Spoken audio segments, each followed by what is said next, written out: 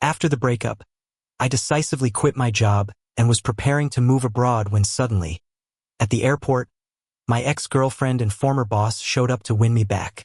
She said she had fired the assistant, and from now on, I would be the second in command at the company. But as I gave up on going abroad and was about to head back with her, she let go of my hand and, in a cutesy voice, called the assistant, saying, "Steven, you won the bet. This loser actually thought I'd take him back." Then she gave me a cold smile and said, "Just kidding. You believed that? If you want to go, go ahead.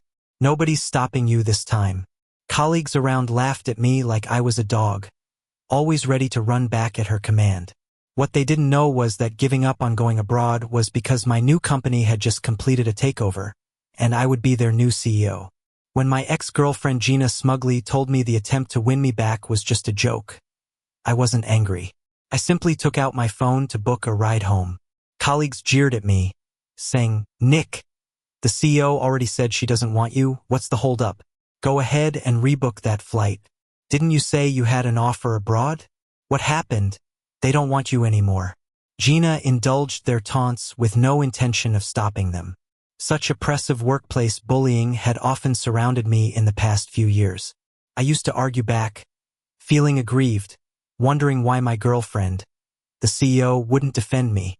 But now I felt nothing, like watching a clown show. "My business, not yours," I said flatly, and Gina let out a cold snort, eyeing me with disdain. "Still talking big? With your capabilities, if it wasn't for me taking care of you all these years, you'd probably starve. Going abroad? That's a joke." Yes, I, a top university graduate, had given up a high-paying job that others dreamt of, working with her from scratch. And to Gina, I was nothing, relying on her support to get by. I almost laughed.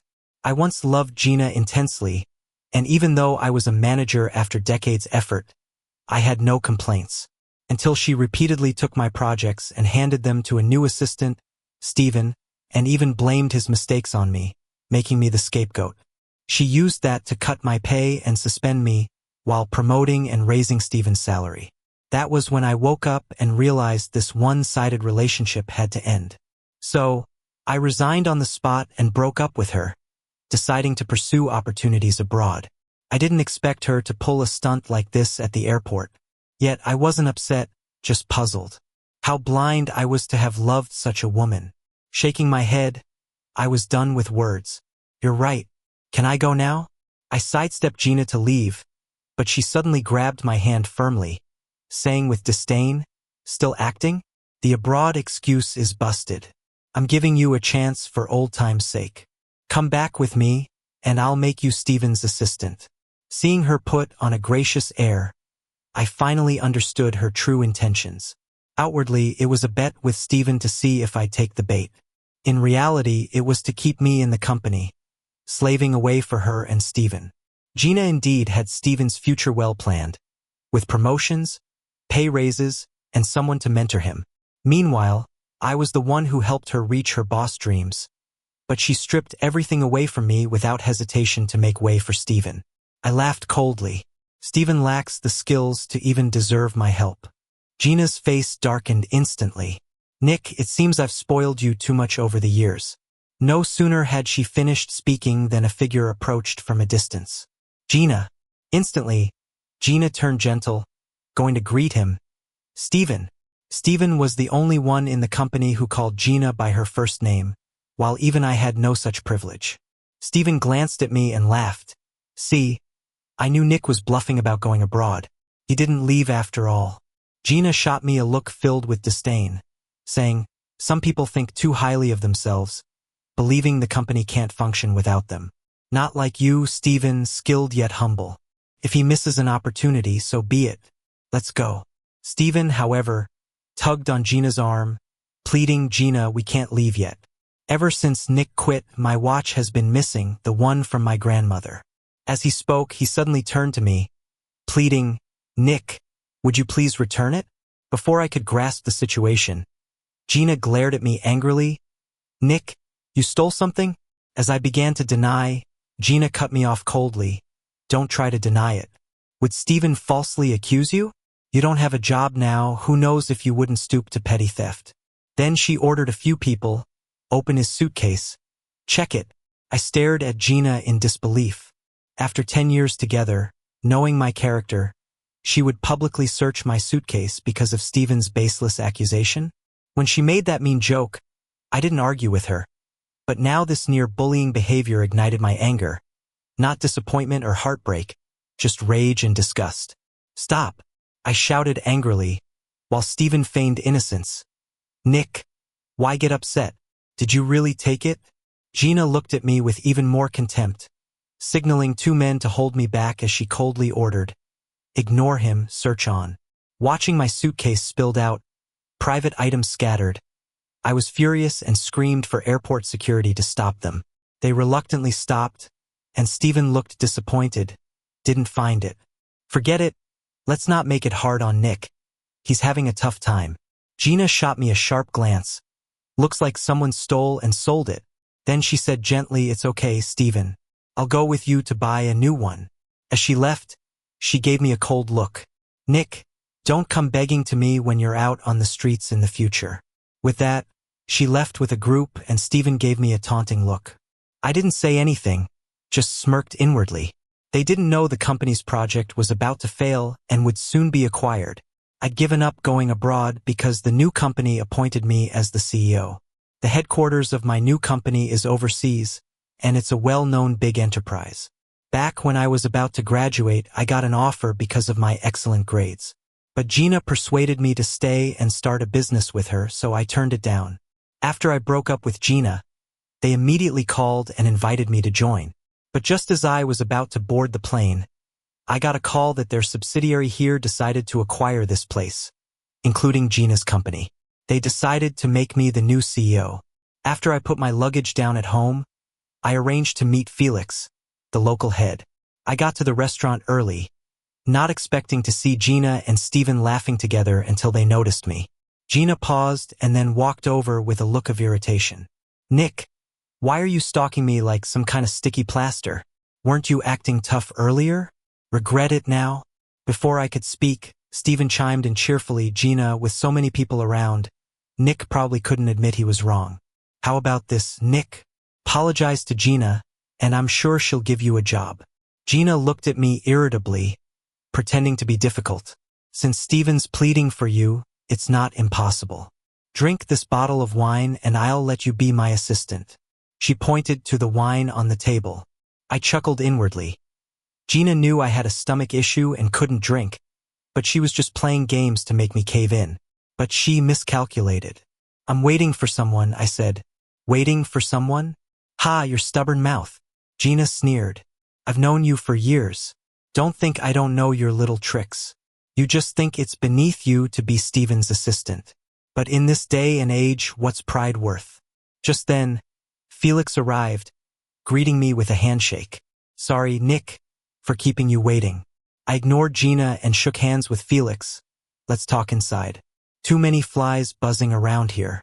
"Sure," he replied. Gina looked at me incredulously. I was about to head to the private room with Felix when I heard Steven say to Gina, "Seems like Nick's meeting a headhunter." "Huh?" A moment later, Gina stopped me, sneering, "Nick, so you'd rather job hunt than ask me? Just so you know, given your past performance, I've told everyone in the industry not to hire you. Regret it yet?" She looked at me, expecting me to come crawling back. But she was wrong. Gina didn't have the power to threaten me anymore, especially with Steven taking over major projects and driving the company to the edge of bankruptcy without her knowing. I calmly said, "Gina, confidence is good, but when your company's acquired in bankruptcy, hope you keep that attitude." "Nick, you!" Gina spat, pivoting to Felix. She handed him a business card, arrogantly saying, "Gina, Group President." Nick was an ex-employee with bad conduct, just fired. I'd advise caution in hiring. After throwing me a look, she left with Steven in tow, Felix frowning at her card. "Well, he started. Just a clown," I smiled. Felix tossed the card into the trash, and we discussed acquiring Gina's company. We talked about exploiting the project crisis and taking them over cheaply. Felix then brought out an original employee list for me to revise. I knew each person's skills and agreed to get it done quickly. After meeting Felix, I went home, only to find Gina sitting on my couch, legs crossed, staring coldly at me. I frowned. "What are you doing here?" I glanced at the door. Turns out, I forgot to remove her fingerprints after the breakup. Gina didn't answer, just snapped, "Who told you my company's going bankrupt?" Changing my shoes, I ignored her. She looked even more irritated. "Just like you wanted, the company has gone under." I raised an eyebrow, surprised by Felix's efficiency from morning to afternoon. Gina continued, "Even though I don't know how you found out, don't celebrate too soon. The buyer will fix past issues, and I'll stay in management." I made tea, unfazed since I knew the existing staff were staying until I optimized the list. "So?" I asked nonchalantly. Gina glared. "Give Steven your previous client contacts, and I'll find you a manager position in the new company.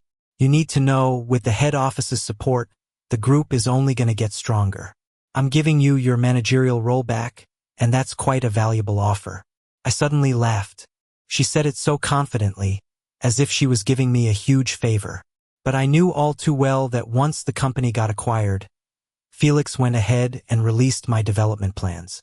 One of the points was that after taking up the new role, I'd get positions based on merit. The reason Gina wanted me was just to leverage my past client resources so Steven could prove himself and secure his VP spot. Gotta admit, her love for Steven runs deep. Too bad. She bet on the wrong horse. "Gina, you're pretty naive."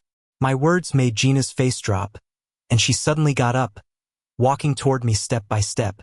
She looked at me with those eyes as if she'd seen right through me. "Nick, I know you're still jealous of Steven. You're upset about why I changed towards you, but treat Steven so well? But I hope you understand, we're not equals anymore. I'm the boss now, the capitalist, and you're just an employee. A boyfriend like you doesn't match me anymore. But Steven, he brings me new excitement and makes me feel like a woman. You can't compare to him." Gina looked deep into my eyes, her voice unusually gentle. "I'll give you just one night to think it over." With that, she turned and left. I shook my head, feeling resigned. I quickly deleted her fingerprint, then opened my computer and sent over the layoff list for the next day. The next morning, I officially started at the company. As I entered, my colleagues were all buzzing about the acquisition. Gina was on cue, painting a rosy picture for everyone. She said she'd still be in the management team, and as long as everyone worked hard, things would stay the same. Until someone noticed me, her eyes suddenly lit up. She walked over to me with a smug tone, like she had expected me. "Changed your mind? Ready to give Steven those client files?" I chuckled and shook my head. Gina's face turned serious, about to say something when Steven jumped in with a laugh. "Nick, what's with the attitude? If you're not going to hand over the client info, why are you here? Don't tell me you're here to work." His words made the others laugh. I raised an eyebrow and nodded. "I'm just here to work." That sent them into fits of laughter again, pointing. "Work? More like here looking for a job, 'cause our company's been bought out? In your dreams. Nick, weren't you going abroad? Why are you applying here now?" "Ha!" I was about to reply, but Gina cut me off harshly. "Nick, are you done yet? I've already given you a chance by handing the client files to Steven. Why are you so stubborn? Didn't you understand anything from what I said yesterday? Do you enjoy being jobless?" I shook my head, feeling helpless. "Gina, the one who's going to be jobless is you. You should really start planning ahead." Gina looked at me and suddenly laughed derisively. "Look at this Nick, has he gone mad? Telling me to plan ahead? Come on, I was this company's former boss and you think you can fire me? Nick, do you seriously think I won't stop you from even getting a janitorial job?" No sooner had she finished those words, two men showed up at the entrance. They were the ones Felix sent over to help me with the company's restructuring. Recognizing them, Gina's face shifted. She quickly put on a smile and approached. "Mike, you're here. Have you seen our new president yet? I'd like to welcome them." Mike glanced at her, said nothing, and came straight to me, nodding respectfully. Then he introduced me to everyone. "This is our company's new president, Nick." In that moment, Gina's smile froze on her face, and she couldn't help but ask, "Mike, is this some kind of joke?" This Nick's just a useless nobody. How could... Suddenly, Mike pulled out the layoff list I personally prepared yesterday and slapped it in her face. Pointing at her and Steven, he said coldly, "You two are fired. Pack up and get out." Gina picked up the list in disbelief. After reading it, her face turned pale. She stared at me, her voice shaking. "How could this be? Nick, how are you the president? Are you joking with me?" Mike impatiently frowned at Gina. "Kidding? Why would Nick joke with you? Nick is a top talent selected by the headquarters, sent here specifically to be the new president. I know Nick was your former employee, but too bad you didn't see his worth." His words left Gina too shocked to speak. Even the watching former colleagues looked at me with stunned faces. Who would have thought that someone they once bullied at work would become their boss one day? In an instant, people snapped out of it and rushed to shake my hand. Nick, I didn't mean what I said earlier. I'm sorry. It was Gina making us put you down." "Yeah, Nick, I've always thought you were the most capable one here." They all started flattering and apologizing. No trace of their past ugly attitudes towards me. Of course, I knew they were scared I'd fire them too, since jobs aren't easy to come by these days. But I wasn't going to do that just yet. Otherwise, it'd look like I was using my power for personal revenge. Even layoffs need a reasonable and legal basis to minimize losses. As for Gina and Steven, they were at the top of this rotten heap and had to leave immediately. Facing a situation she could no longer control, Gina panicked. She looked at me, then suddenly rushed forward, pushing others aside, grabbing my hand tightly. Soft, helpless voice. "Nick, how could you be so cruel to me? I'm your girlfriend. I've been by your side for 10 years. And I truly love you. If it wasn't for me, you might not have become the CEO. Can't we just make up? Please?" Looking at Gina's eager eyes, I suddenly thought back to when I accidentally made our relationship public. She was furious with me. Once our relationship was out in the open, and we couldn't hide it anymore, she went so far as to ban any discussion of us in the company and even docked all my bonuses and incentives for that month to appear impartial. Now, seeing her publicly beg for us to reconcile, it's clear she's really panicking. I smirked cynically. "Gina, honestly, do you think that's possible?" The answer was clear without me even saying it. Everyone, including her, knew the answer. The grievances I endured in the company could justify firing her 1,000 times over. There's no chance of reconciliation, especially with Steven in the picture. Gina got anxious, glancing at Steven before blurting out desperately, "Nick, everything in the past was because you spoiled me. I had no boundaries. I'll change slowly if you let me stay. Fire Steven instead. He's always taking credit for your work and bad-mouthing you. It's all his fault." Then, she glared at Steven and yelled, "Steven, why aren't you leaving? Nick took the fall for your mistakes last time. How many projects have you ruined since he left? You're a failure. Get out." Everyone was stunned by this sudden outburst. Even Steven, his lips quivering, eyes turning red. He asked, trembling with disbelief, "Gina, you..." "Shut up. Why are you calling me Gina? Am I your sister? I'm your boss." Gina gave Steven no mercy. Watching this unfold, I was surprised but not entirely shocked. Gina was always self-centered. She was all about her own interests.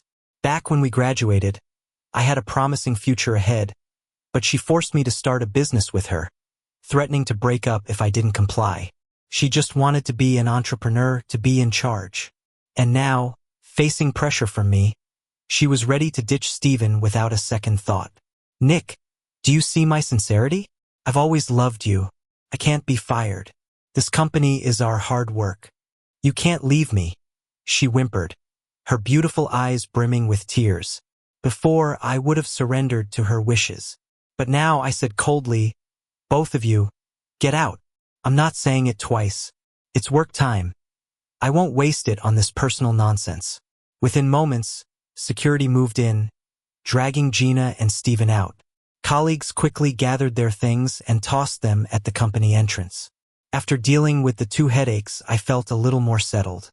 "Everyone, get back to your desks and have this quarter's tasks on my desk by lunch." After organizing, I headed back to the office. It originally belonged to Gina. Her things were cleared out by the staff. I wasn't interested in using the stuff she left behind. I placed an order online for new office supplies. As noon approached, a colleague knocked and slipped in. "Boss, there's a scene at the entrance you might want to see." He handed me a video. Watching it, I saw Gina and Steven being dragged out. Steven was furious, demanding why she had turned on him. Gina, switching from her selfish tone, touched his face gently, whispered, "I had no choice. Between us, one had to stay to save the other. Who knew Nick would be so ungrateful?" Steven, hurt but softened, asked, "Gina, do you mean it?" She kissed him lightly, of course. In a persuasive voice, she said, "Be good. Go home first, I'll think of something." Steven pinned her against the wall, kissed her deeply before finally agreeing. The video ended. The colleague whispered, "Boss, be careful with Gina. She betrayed you ages ago. We couldn't say it when she was in charge. But it's been brewing for 3 years. I didn't know what to feel, just that it was absurd. So many years of love. And what did I really love?" I dismissed him, refocusing on work.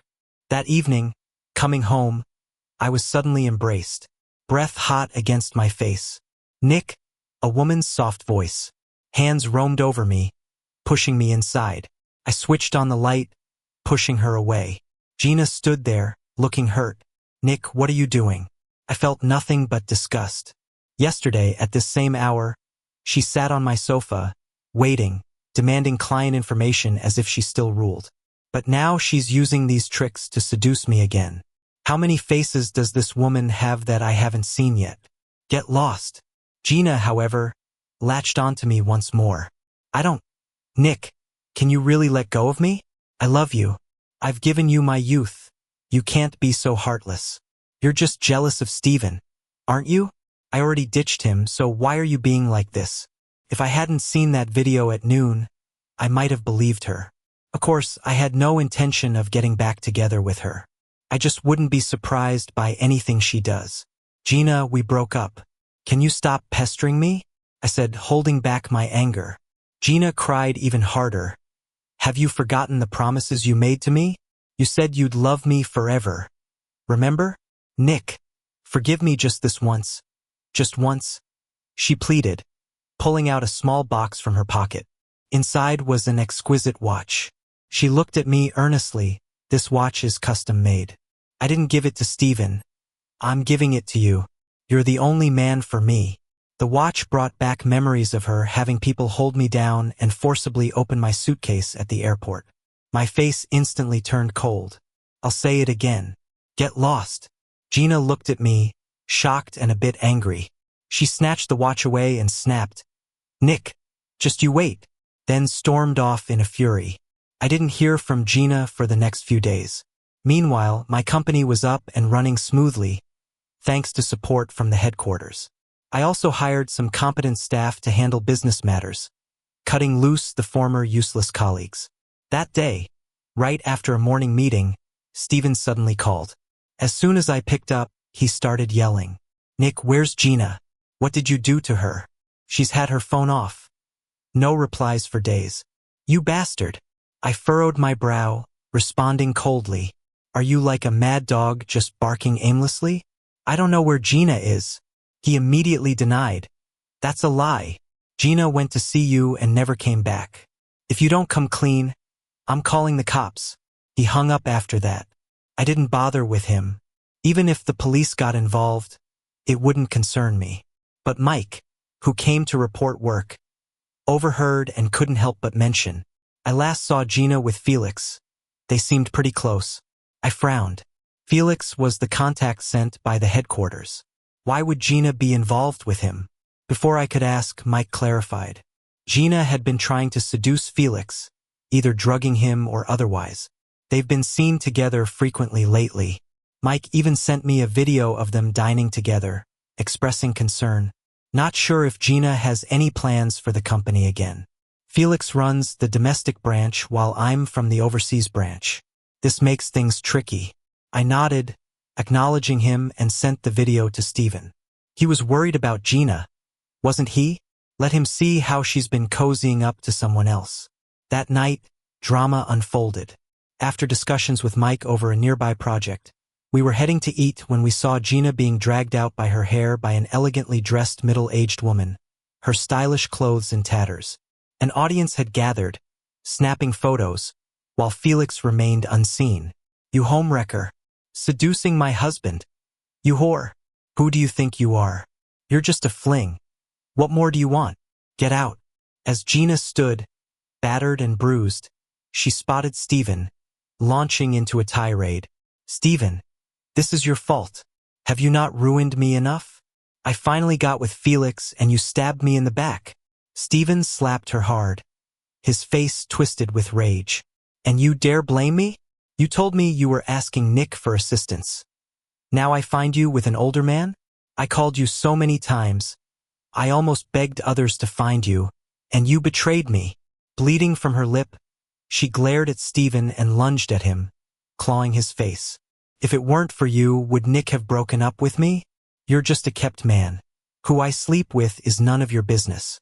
We were just a fling. Did you really think you were my man?" Gina, having practiced boxing with me for 2 years, went at Stephen with fury.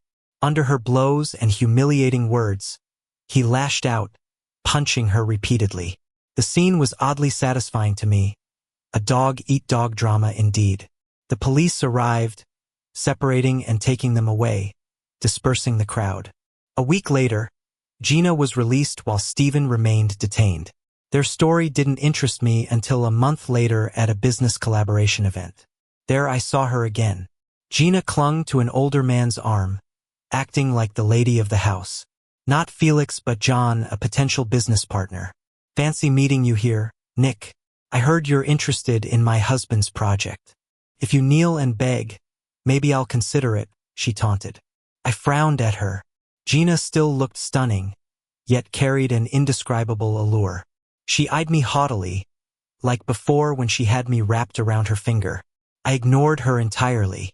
I heard from a friend that Gina managed to win over John in just a week. I thought it was fishy. John's known in the industry as someone who's all about profit. Given his age, experience, and social status, he's seen all kinds of women. Why would he go for Gina? I had someone look into it. Sure enough, there was something shady going on. After Gina got involved with John, their company quickly snagged several projects. These projects had originally been in talks with Felix. With some more digging, I found out Gina had stolen trade secrets from Felix. She used it as leverage to make a deal with John. I wasn't going to let this slide. I gathered the evidence and took it right to court, suing Gina for stealing trade secrets. When Gina found out, she stormed into my office, demanding answers. She was furious, shouting, "Nick, come out here. You lowlife. What did I ever do to you for you to screw me over like this?" I must have been blind to ever get involved with such a disgusting man. When I came out, she tried to push past security to get to me. But I just looked at her coldly. "Gina, you brought this on yourself. If you're truly innocent, why cause such a scene?" By now, I only felt disgust and revulsion towards Gina. What a selfish, ruthless woman. I'd wasted 10 years on her. "Get her out of here," I ordered, then went back to work. A week later, the court ruled, and Gina got 5 years. Felix, because of his connection to Gina, was suspended by headquarters, and I took over his responsibilities.